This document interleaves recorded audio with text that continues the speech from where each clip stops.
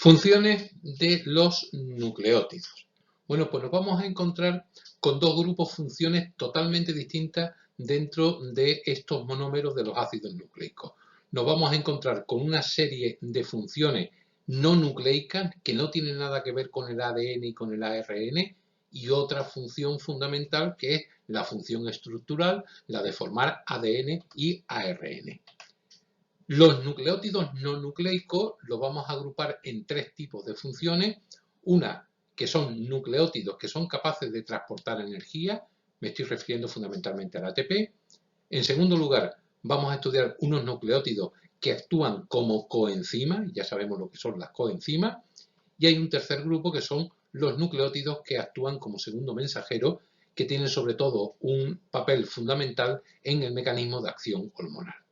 Estas son tres funciones de nucleótidos no nucleicos que no van a entrar a formar parte del ADN y del ARN, porque la cuarta función, que será la que dediquemos el total del estudio de este tema, es la función estructural, la de formar cadenas de polinucleótidos de ADN y de ARN.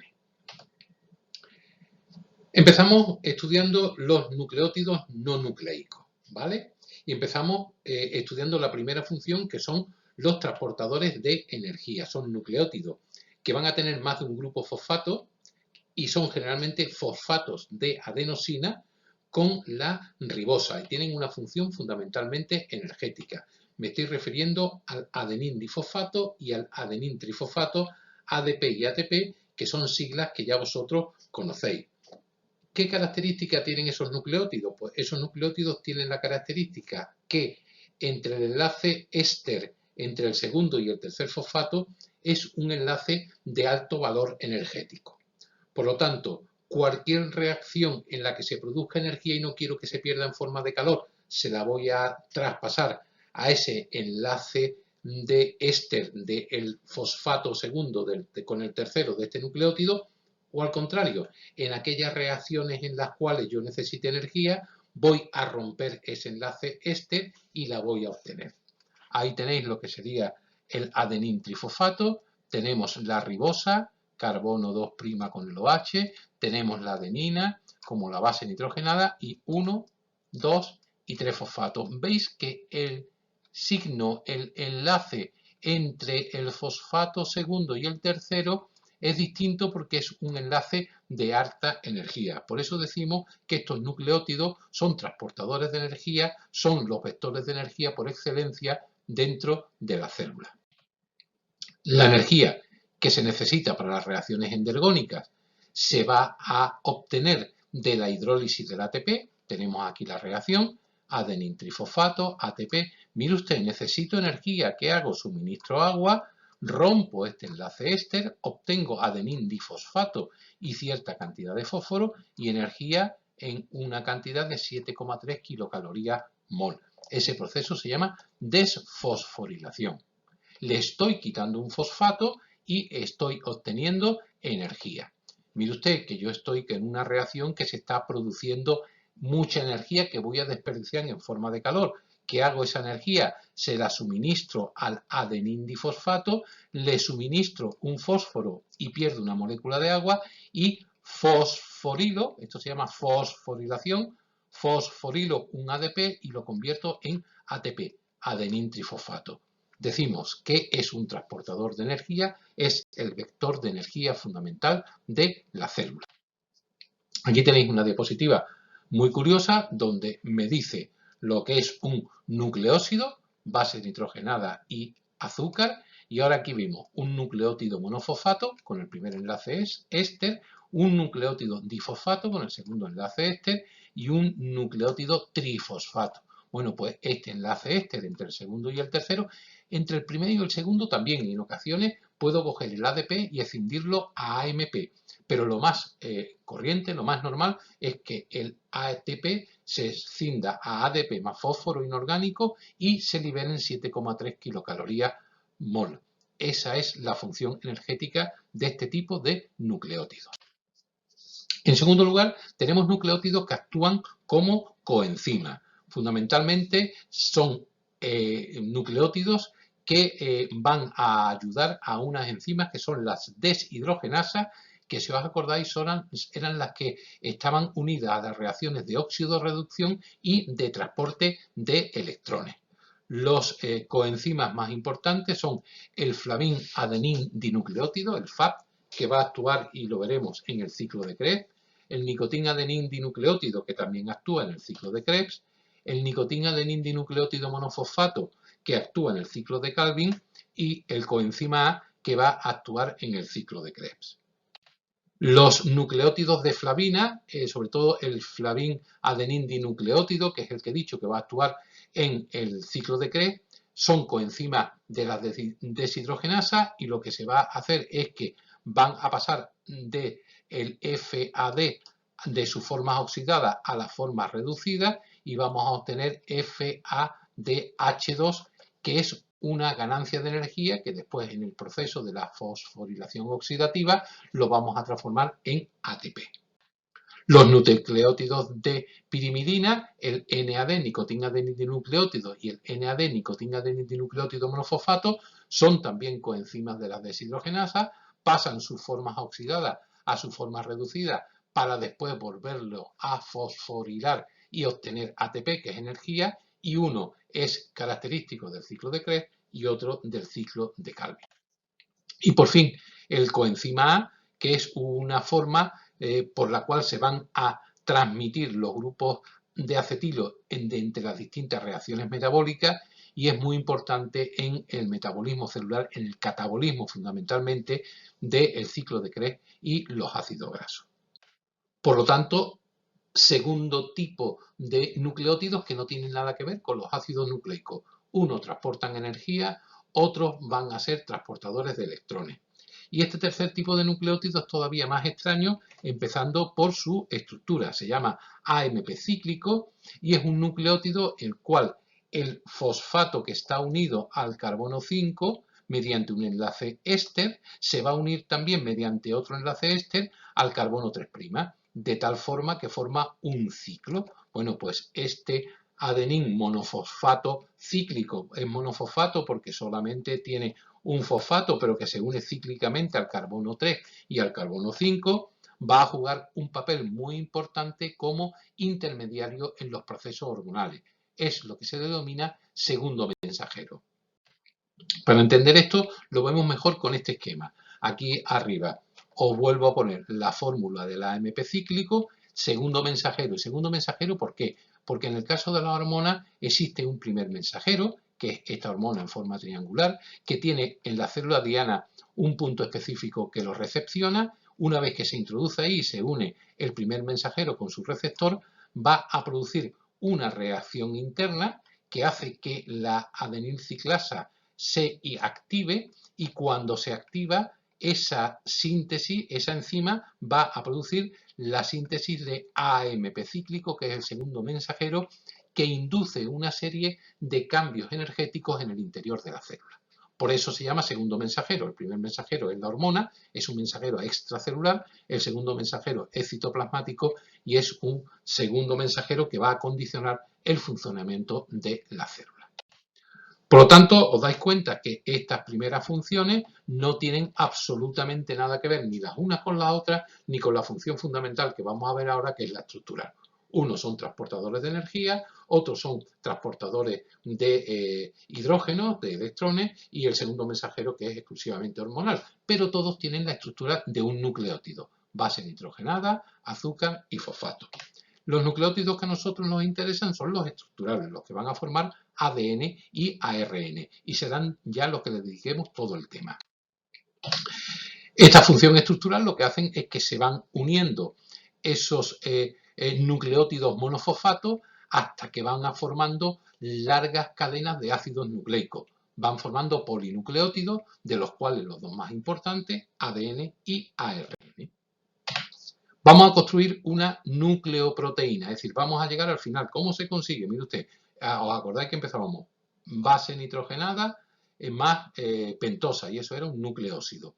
Y eso se formaba por un enlace N-glucosídico. Cuando se esterificaba con un fosfato, formábamos un nucleótido.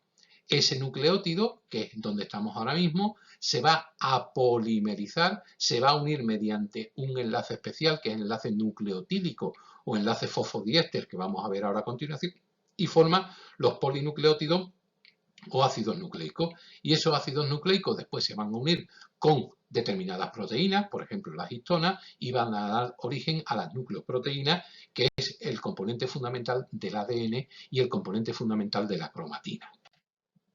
Por lo tanto, la función estructural consiste en la unión de nucleótidos monofosfatos, aunque es verdad que cuando se van a sintetizar, y veremos alguna animación, lo que se emplean son nucleótidos difosfatos o trifosfatos porque llevan su propia energía. Si yo rompo el tercer enlace éster del segundo y el tercer fosfato, me va a dar energía suficiente para que se pueda formar el nucleótido monofosfato. Y en esa secuencia, en ese orden, número y tipo de nucleótidos, es donde se contiene el mensaje biológico de cada ser vivo, de cada célula, porque esa secuencia de ADN después se va a transcribir a otra secuencia de otro ácido nucleico que es ARN y que es el encargado de ordenar la síntesis de proteínas, que es el encargado de dar proteínas con una determinada configuración espacial responsable de una función específica dentro de cada célula. Por lo tanto, los nucleótidos estructurales van a formar dos polinucleótidos, el ADN y el ARN, con las principales diferencias que tenéis puestas aquí. El ADN se va a localizar fundamentalmente en núcleo mitocondrio y cloroplasto, es bicatenario y lo que contiene es la información genética. En cambio, el ARN se va a encontrar en núcleo, citoplasma, mitocondrio y cloroplasto, es monocatenario y es el que ordena la síntesis de proteínas de alguna manera. Y estructuralmente son totalmente distintos. Podemos perfectamente con estas características diferenciarlo. El ADN lo que tiene es una desoxirribosa, el ARN lo que tiene es ribosa. Las bases nitrogenadas para el ADN son las mismas que para el ARN, cambiando el uracilo por la timina. Y aquí tenéis la unidad básica del ADN, que es un desoxirribonucleótido, y para el ARN, que es un ribonucleótido. Por lo tanto, ¿qué son los polinucleótidos? Pues los polinucleótidos son polímeros lineales de nucleótidos unidos mediante un tipo de enlace que se llama enlace nucleotídico o también se le puede llamar enlace fosfodiéster. ¿Esto qué va a originar? Porque se va a unir mediante el fosfato del nucleótido superior con el inferior y se va a formar una larga cadena con un sector que va a ser igual, que es la cadena azúcar-fosfato, que es idéntico para todo, y uno variable que es el orden, número y tipo en el que se encuentren las bases nitrogenadas. Por lo tanto, son específicos, esos nucleótidos unidos por ese enlace nucleotídico y con ese orden específico, es específico en la proporción, en el número y en la secuencia de bases nitrogenadas. Y ya hemos dicho que existen dos polinucleótidos básicos que son el ácido desoxirribonucleico y el ácido ribonucleico, el polidesoxirribonucleótido y el polirribonucleótido. En este esquema quizás lo entendamos mejor lo que acabo de explicar, que es un nucleótido, un polinucleótido, pues la unión de muchos nucleótidos, un polímero de nucleótidos que forman el ácido nucleico. ¿Cuál es el enlace básico? El enlace nucleotídico. Mirad, aquí tengo un nucleótido, su base nitrogenada, su enlace N-glucosídico, su pentosa y su fosfato. Y aquí tengo el segundo nucleótido, base nitrogenada, azúcar y fosfato. ¿Cómo se forma el dinucleótido en este caso? Pues reaccionando el enlace, el grupo fosfato del segundo nucleótido que está esterificando el carbono 5' con el grupo hidroxilo del carbono 3' del nucleótido primero. Es decir, se forma un enlace éster entre el OH del carbono 3' y el OH del carbono 5' del segundo nucleótido. De tal suerte que si veis vosotros la estructura del nucleótido, hay una hebra que será siempre la misma, azúcar, fosfato, azúcar, fosfato, azúcar, fosfato, y en el centro las bases nitrogenadas, que serán las que diferenciarán un ácido nucleico de otro ácido nucleico. Una cosa muy curiosa que la dejo ya aquí patente. Este es el primer nucleótido y el primer nucleótido siempre va a tener un grupo fosfato libre. El último nucleótido, en este caso nada más que hay dos, pero este sería el último, va a tener un grupo hidroxilo libre. El nucleótido que tiene el fosfato libre se le dice que es el extremo 5', el que tiene el grupo hidroxilo libre se le dice que es el extremo 3'. Y así marcamos el sentido normal de los ácidos nucleicos, de las cadenas polinucleadas. Vuelvo a repetir lo mismo en otro esquema. Azúcar, base nitrogenada, azúcar, base nitrogenada, enlace N-glucosídico, fosfato del primer nucleótido, fosfato del segundo nucleótido, enlace fosfodiéster o enlace nucleotídico entre el 3' y el 5'. Mire usted, aquí tengo este extremo libre, pues este nucleótido será el 5', aquí tengo un OH libre, pues este extremo será el 3'. Por lo tanto, los ácidos nucleicos tienen polaridad y orientamos siempre el extremo 5' será el que posee al grupo fosfato libre unido al carbono 5' del nucleótido. El extremo 3' será el que tenga un grupo hidroxilo libre en el carbono 3' del otro nucleótido, ¿vale? Aquí tenemos un ácido nucleico, vemos que tenemos aquí el enlace, el grupo fosfato libre, pues este será el extremo 5', aquí tengo el último, tengo el extremo 3' y esta cadena será sentido 5', 3'. Esta cadena es antiparalela. ¿Veis que lo tengo al revés? Aquí tengo el extremo 3' y aquí tengo el extremo 5'. Luego ahora entenderemos cuando hablamos de cadenas paralelas o antiparalela. El sentido normal de la polaridad de las cadenas de ácidos nucleicos es 5', 3'. Ese es el sentido normal de la polaridad. Estas direcciones, recordad que han sido tomadas por consenso, por acuerdo. No hay ninguna lógica que la indique. Aquí tengo un esquema donde os detallo extremo 5', extremo 3'. Si está toda la fórmula desarrollada, aquí tenemos la zona común de todo el ácido nucleico, la hebra azúcar, fosfato, azúcar, fosfato, azúcar, fosfato. Mire usted que esto es ribosa. Bueno, pues aquí tendré ARN con esta hebra y lo que lo caracteriza es el orden, número y tipo de bases nitrogenadas que nos encontremos. Mire usted, si yo lo quiero coger y lo quiero poner esquematizado, pues pongo un pentágono que indica que es el azúcar, los fosfatos que se están uniendo, aquí tengo el extremo 3', aquí tengo el extremo 5', y en el centro voy poniendo las bases nitrogenadas. Yo aquí, sin lugar a duda, pondría un OH, que junto con este uracilo me está diciendo que estoy ante una cadena de ARN. Vamos a empezar a hablar de la molécula más importante estudiada en la última parte del siglo XX y que esta sigue siendo estudiada en el siglo XXI, que es el ADN. Y os lo voy a definir de dos maneras distintas. Por una parte, el concepto biológico y por otra parte, el concepto bioquímico estructural. Podemos definir el ADN desde el punto de vista biológico como una molécula de alto peso molecular que contiene toda la información genética necesaria para la síntesis de proteínas que necesita una célula, que se encuentra localizada fundamentalmente en el núcleo celular y que tiene todos los genes que contienen las instrucciones codificadas químicamente para que se sinteticen esas proteínas y asuman una determinada función. Y en su estructura, este ADN se va a asociar con proteínas formando un complejo que se denomina cromatina y que cuando están en un nivel de compactación superior van a recibir el nombre de cromosoma. Luego, biológicamente, el ADN es una molécula de gran importancia porque contiene toda la información genética para la síntesis de las proteínas, está en el interior del núcleo y tiene las órdenes codificadas de manera química, formando los genes, y va a tener una estructura compleja porque se asocia a proteínas.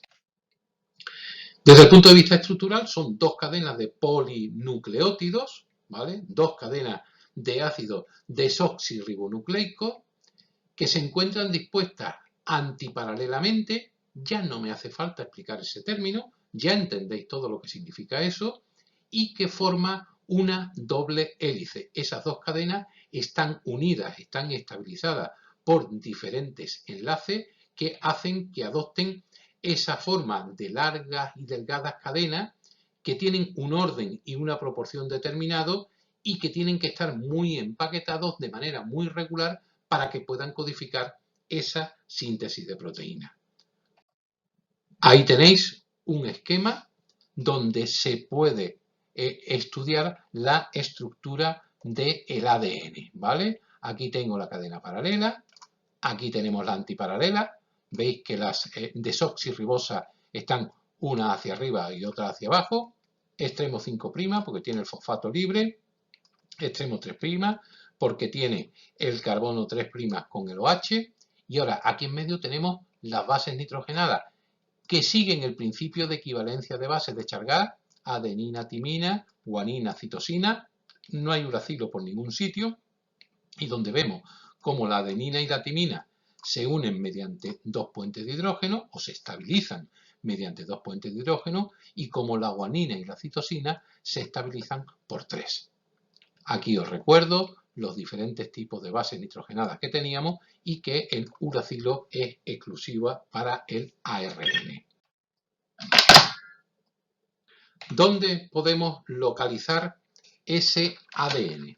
Bueno, pues nos podemos localizar el ADN bien dependiendo de que la célula sea o posea una organización eucarionte o procarionte, pues si es una célula eucarionte nos la vamos a encontrar fundamentalmente en el núcleo, solo asociado a histonas, con cromatina y con cromosoma, y también en las organelas energéticas que también tienen su propio ADN, como ya estudiaremos, en los cloroplastos y en las mitocondrias.